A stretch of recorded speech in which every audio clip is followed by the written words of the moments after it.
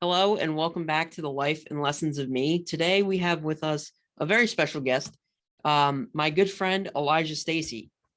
Now, Elijah, tell me about yourself for the viewers who don't know you. Yeah, man. First of all, I just want to say big thank you. I love being on this, your show, your podcast. We go way back from when I first very started everything I did. But a little bit about me is I'm 20 years old. I'm an entrepreneur. I'm an author. I'm the founder of the nonprofit organization DESTROY Duchenne, and I do a bunch of other stuff as well. But man, it's great to be here, and I'm just excited to talk about all types of things. And yeah. Yeah, glad to have you on. I'm glad I finally organized it. I mean, I was putting it off. I know I wanted to do it for the longest time, but you know, now it's time to get Mhm. serious. Let's do it.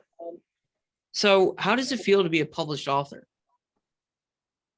It's interesting, man. It's interesting. I wrote the book when I was 16, finished writing the book when I was 17, and now I'm 20. It's out. It's finally in your hands. You could read it, and it's just wild because it's like it's such a long process, man. From putting together the thoughts to writing the thing to making the cover art to every single thing you got to do to now, getting it out there. It's a whole process. So it feels amazing to have the actual to see your work actually pay off. It's delayed gratification on steroids, and it's great to finally have it there and to hear that the impact it's having on people is just amazing. Like that's why I do what I do, is to create impact, right? And so to hear that people are crying, laughing, going through all these different emotions, that's what I'm all about, man. That's impact right there. If you can make someone go through all the different emotions.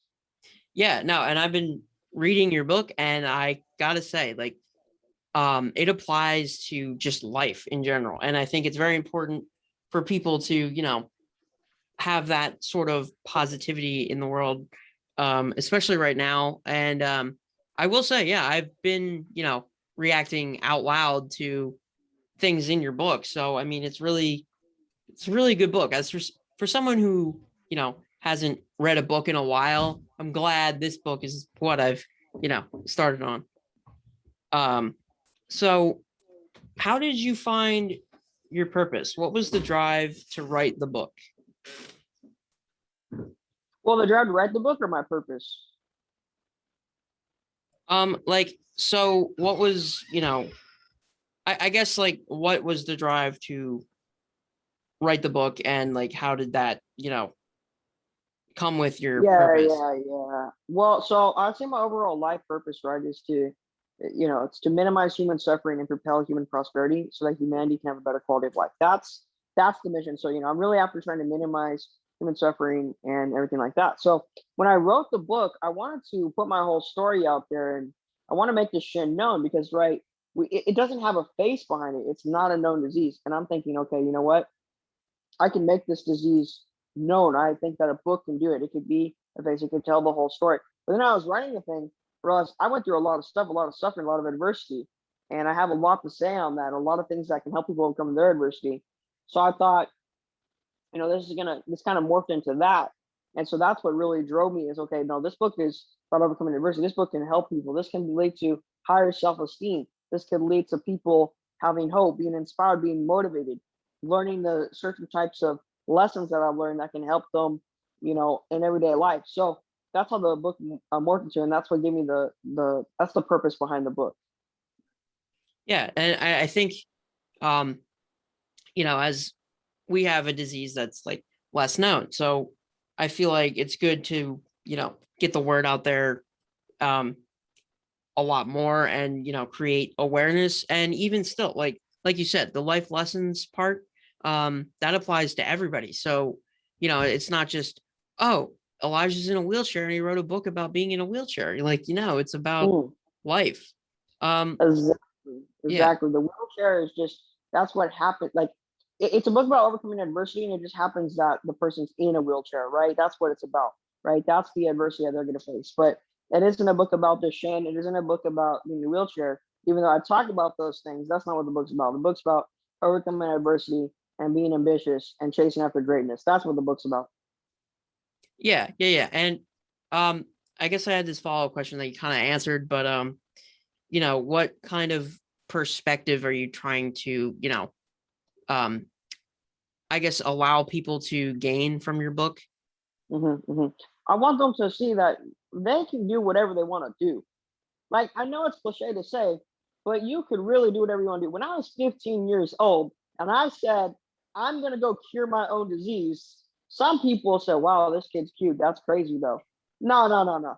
I believe in myself and I want people to believe in themselves. And so that's one of the major things. The other thing, too, is adversity is not a bad thing.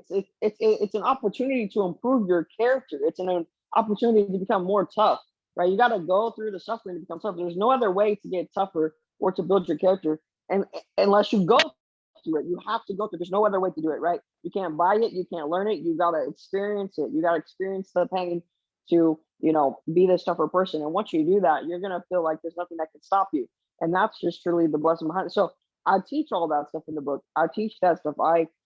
The book will make you, like, after you read the book, you're gonna feel like you can do anything. You're gonna feel like you can, you just want to go throw, mountains down and stuff. You want to move mountains. You want to just go run a mile. You want to go do crazy things. You want to go start that business. You want to go ask that girl out, ask that guy out. You want to go do the things that you're scared to do. You want to go face your fears. You want to go, whatever it is that you want to do, you're gonna go do it. Yeah, no, and I totally agree with that. I kind of live by that. Like, I've been told, like, not necessarily that I can't do something, but that it would be extremely difficult and, hard to accomplish.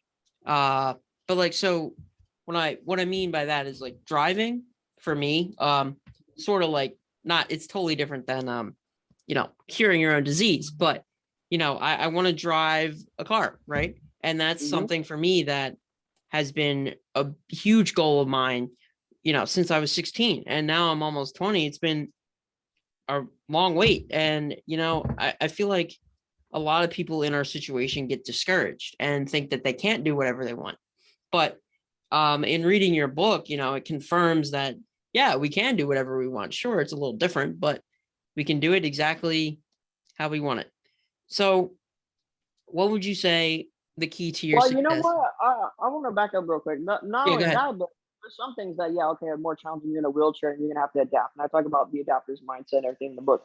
But I would argue too, uh, not only can we do things normally, we can do things better than some people. You can go do things better. It don't matter what's going behind you, or what the challenge is, like you being in a wheelchair, or whatever. Like, you can do things better. Maybe you're a better public speaker than some people that can walk or whatever. And this is not anything against people like walk or something like that. I'm just saying, like, because a person that can walk, they may have a disadvantage here, or they may have a challenge in their life too. And it's like, you could still be great. You could still go do whatever you want to do, Hmm. despite this challenge. So, you gotta never think of yourself as less than.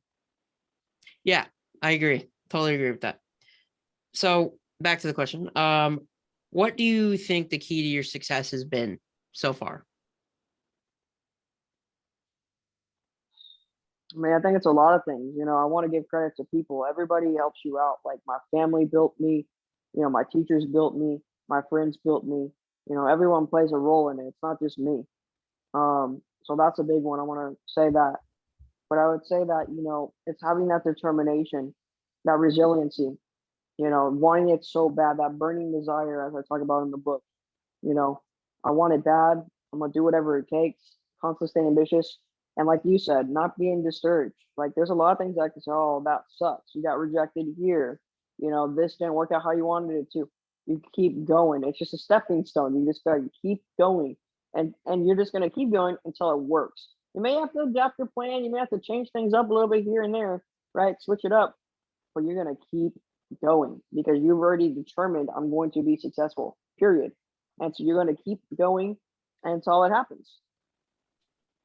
Yeah, no, I really admire that. Like, some people, like, adversity is like a brick wall. Some people just don't know how to, overcome adversity. And, you know, that's the similar thing to the If success aspect of it. Like, if you hit a wall, you either go through the wall or go around the wall. There's that determination to get it done that will, allow you to break the wall down and keep on trucking, Uh, I would say if adversity is a brick wall, then you got to be the sledgehammer that destroys the wall. That thing's coming down. Yeah, yeah, yeah, totally agree.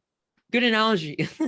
um, so now this is a little bit of a gear change here. Is it hard to live in California when the East Coast is where business happens? It is interesting because, like, you have to get up early. Like, I'm doing TV interviews right now, and like, they want to do it in the morning, so they're on the East Coast. So like, they say, hey, it's 7 o'clock work, and that means 4 o'clock. So it's like, all right, you know, it does make things more challenging, but I love the West Coast. We do have LA out here, so that's pretty cool. One of the biggest markets in America, that in New York, right? So it's cool out here, but yeah, no, I'm not just saying. Yeah, now, I mean, it was hard enough for me to wake up for school at 6 o'clock in the morning, but like 4 o'clock to do TV Yeah, interviews, I mean, that's worth it. That's worth it. yeah. Um, so, I'm gonna add a little question here that I didn't have in here, but how does it feel to be, interviewed on TV? Like, is it everything you thought it would be, or is it like kind of silly? Like, I mean, it's cool. I'm grateful for the opportunity to be able to, spread my message, help people out, talk about the shin, all that stuff. So it's great to have that opportunity. And the way I see it, it's like I just go into it being focused. Like every interview is my first interview, right? I don't take it for granted. I give it 100% effort every single time, and just try to do the best I can for the viewers, for the station, and for the world. yeah, I like that. Um, so I'm switching things up here, but how has the rapid growth of your story made you feel? Like the success of the book and stuff like that. Yeah, like, I mean, it went from not that much to it's on the East Coast now. Like, people are talking about it in Baltimore, Miami. Yeah, I mean it's great, but but I'm an ambitious person. I wanna go all the way. I want to make this book nationwide, worldwide known. I want to get all over the place. So it's great, and I'm very happy, very grateful for the opportunity. But I'm ambitious to keep going. I'm Yeah, ambitious to keep going. So we're just getting started. That's how I see it. We're just getting started. I'm excited to see where it goes. I want to see you on, you know, all the major news networks, you know. Um, so what is your secret to being so positive? I mean, I know like there are things that are not positive, but like how do you stay positive? Yeah, man. Well, I'd say number one, our relationship with God is huge. The Bible talks about how God will give you the joy of the Lord. And so I think that's just a supernatural thing that I have gifted from God. So that's one. But number two, there's no reason to be negative. It doesn't do anything. If I say I hate being in a wheelchair sucks, blah blah blah, guess what? I'm still in a wheelchair. It don't change anything. So might as well just go focus on what I can do: write a book, give a public speech, try to make impact, go help people out, go to a basketball game, hang out with friends, whatever. Because that's what I can do. That's the positive part. Saying about focus on the negative part, what's it gonna do? It just makes me in a bad mood. It just leads to more suffering, man. I'm trying to minimize suffering, not create more of it. Yeah, no, and that makes total sense. Like if someone's being negative all the time, generally, people aren't gonna want to be around that all the time.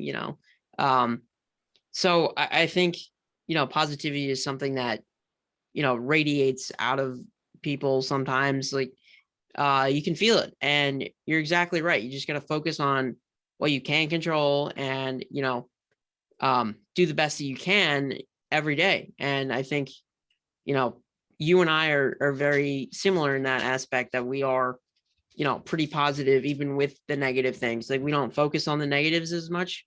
Um, so, I mean, that's probably why we're really good friends. um, so you mentioned your family before, but I want to end with this question. How has your family supported you? Well, man, my dad's, he was a head football coach. I grew up on the football field, and he raised me as a coach. He still does, and so it's kind of cool to have those mindsets, and that coach's attitude built into me. That's why I can have like that athlete mindset. But you know, they're just positive, man. They care about me. My mom, same thing. They don't let me use the wheelchair as an excuse not to be great. Like that has never been accepted. It's not, oh, you can't. No, it's never accepted. You got to do good in school. You got to do this. Go do something with your life. They support me in whatever I want to do, which is amazing. But if they're like, hey, you want to do this? Well, you're gonna go do it great then. You can go do it, but you gotta go do the best job you can do. And it's like I love that. They're there for me. They truly want to see me win. They help me out. We're close. We're a close family. We talk to each other all the time. And I'm very grateful for that. You don't choose your parents, right? You just kind of end up with these people, and I ended up with great people, and so I'm very very fortunate, very lucky. So you know that's how they support me, and my little brother Kai, same thing. He's always there for me. He wants to see me win. He looks up to me, and I realize I gotta be an example for him. I gotta do good. I gotta be a positive example because he's looking up to me. So I can't lead him astray. I gotta lead him to greatness. Yeah, no, and I think um it sounds like you have a really good family. I would really like to meet them one day. I mean, we're gonna get that done. Um, Absolutely. yeah. And yeah, my parents were like that too, where they never told me I couldn't. Um, it's way more complicated now, but we're not gonna get into that today. But yeah, I think the support of your family in whatever you do, and the thought that whatever you do it great. I think that's a really important thing. And um it probably helps you become who you're supposed to be today. So yeah, I think family support is really huge in doing anything like this. So yeah, that's really great. I'm happy that your family's really close. Sounds like you guys are really awesome. Yeah, man. I appreciate that. I appreciate that. Yeah. All right. So now I guess I will like to promote your book on here before we end it. So it's called A Small If on Amazon. If there's anything else you would like to add, Elijah. Hey, look, if you want to help Jordan and I, and people with Duchenne, you can make a donation to if you go to destroyduchenne.org, and Duchenne is DUCHENNE. That'd be greatly appreciated. You can share it. If you want to follow me personally, you can follow me on Instagram, Twitter, TikTok, wherever, at Elijah J Stacy, Elijah J Stacy. And if you want to connect with me, DM me, and I'm open to talk to anybody. DM me, and I'll respond. Let's talk. But I appreciate the opportunity to be on here today. I hope the listener right now, I hope you got impacted. That's what I'm all about. I want to impact people. I want to make them feel like they can do anything. I want to make them know that they're great, that they can grow, right? And so thank you so much, man. Yeah, and I'll tag you and put your socials down when I post it. So yeah, no, I appreciate you coming on here today. It's been great. I personally know you, so I know you're great. So yeah, I think that's going to do it for this episode of The Life and Lessons of Me. Stay tuned for more episodes to come.